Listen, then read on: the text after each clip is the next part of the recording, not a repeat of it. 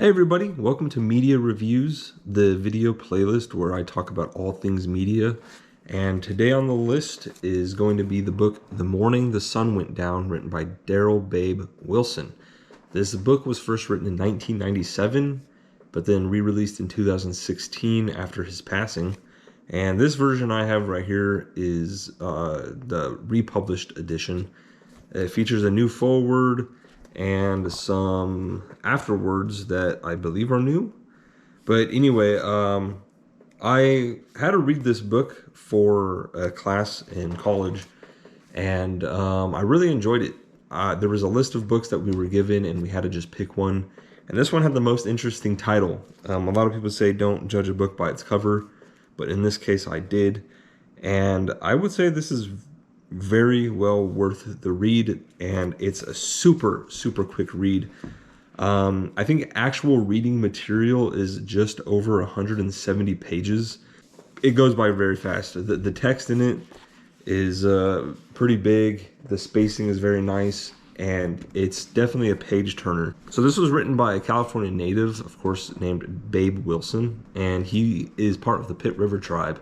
And this is just a memoir into his childhood, into early teens, and then there's one chapter on his adult life when he joined the United States Marine Corps. Babe Wilson is equal parts Achumawi and Atsugewi of the Pitt Rivers, and I'm sorry for the mispronunciation if there was one, but the class I actually had to read this for was a California native class, and I just chose this book, one, because the title seemed really cool, and because our professor had said that this book was the darkest on the list, and it was the most sort of way of looking at what a lot of people went through during the times of Babe Wilson. He was a child in the late 40s and early 50s. This was a really hard time for Babe Wilson and his family. Tragedy, addiction, a tribe that wasn't really cohesive with their politics or their economics or really anything that we see of tribes today. So there's not a lot of resemblance of what tribes that we think of today, where they're organized and, you know, they have political movements and political activists in their midst. No, there was none of that. There was infighting and, again, tragedy and people not really making up their minds. But the main reason I wanted to do a review on this is just to give a little bit of publication, if you will, about it. I really enjoyed this book. I had to do, it wasn't a book report, it was called a memoir essay, but I basically had to read the book and then write about how it relates to the class itself. And I basically wrote about things on struggle. There were creation stories in here, if you're into that. There were moments of despair and sadness and grief, but also of triumph and success, you know. So there really is a lot to this book, and it's relatively cheap. The only issue I have is that for some reason the publishers or the sellers, I don't know who, decided to put a really big sticker on the back of the book, which I absolutely hate. I also prefer hardcover, but the hardcover copies of this were like a lot more money than the paperbacks, and since, you know, I was in college, I wanted to save as much money as possible. But with that said, this book really is worth it. If you like memoirs of any kind, this will be worth it. If you want to read more about California natives or native culture as a whole, this would definitely be worth it. And if you just want to read a story about struggle with a triumphant end, this book is for you. I would honestly give this like a 7.5 out of 10. I've read better memoirs. I've read better books as a whole, obviously. This isn't, you know, the book to end all books or anything.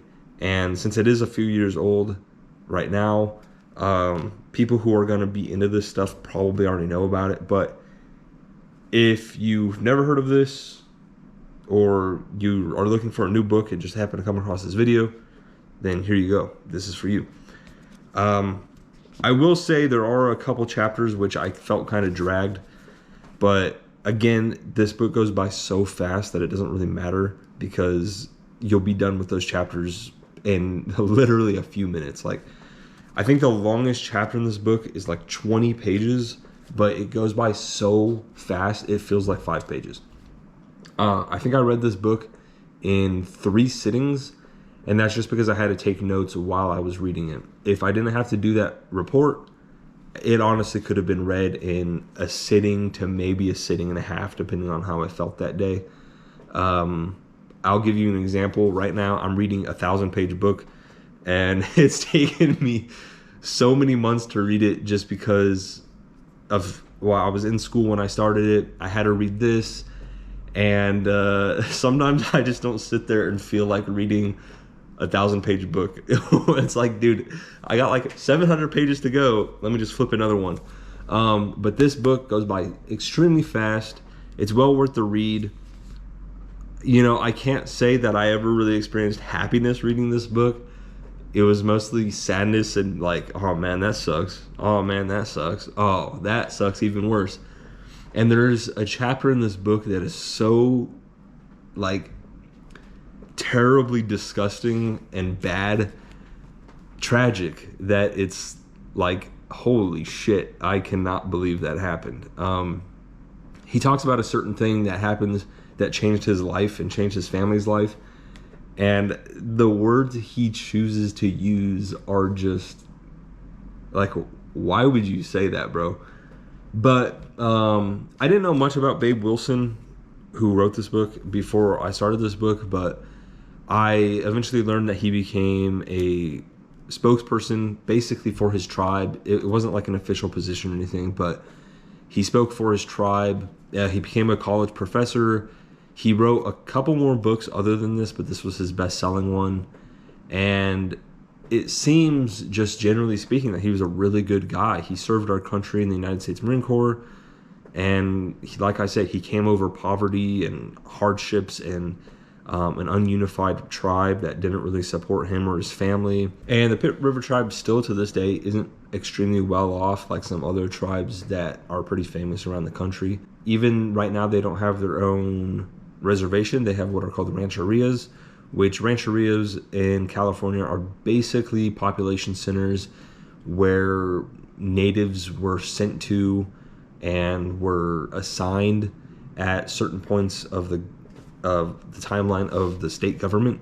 And each tribe of the Pitt Rivers are very rapidly losing members.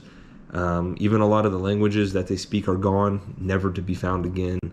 The people in them are aging, and there's not a lot of repopulation because it's almost biologically or scientifically not possible. And it's just really sad because you see so much hardship with these people, and you obviously always want better for these people, right? But it's almost impossible. Like, there's really nothing you can do. But stories like this are so important to raise awareness and to give history and just to showcase, what it means for at least one person and his family to be part of these tribes. So this is a really important book. I would say to absolutely read it. Even if you're hesitant, it goes by extremely fast. And just when I was doing a little bit more research on it to remind myself of stuff, I saw it's down for $11 right now for this same version for the 2016 re-release. So go for it. If you want to spare $10, $11, $12 on a book, this should be your first stop. And thank you, Babe Wilson, for writing it. It's a book that I will probably read again, not anytime soon, but definitely in the future. And I think as someone who's always been a fan of history, but also, so to speak, the plight of the Indian, this was a very, very good read for me, and I'm so happy I took that class. Maybe I'll do another video on that class as a whole, since I saved literally every single thing from that class. It's the only class I've ever saved everything from. So maybe one day I'll go through the class and talk about the amazingness of it. But anyway, The Morning the Sun Went Down, Babe Wilson, read it. It's really good. Thanks for watching, and I hope you enjoyed the video.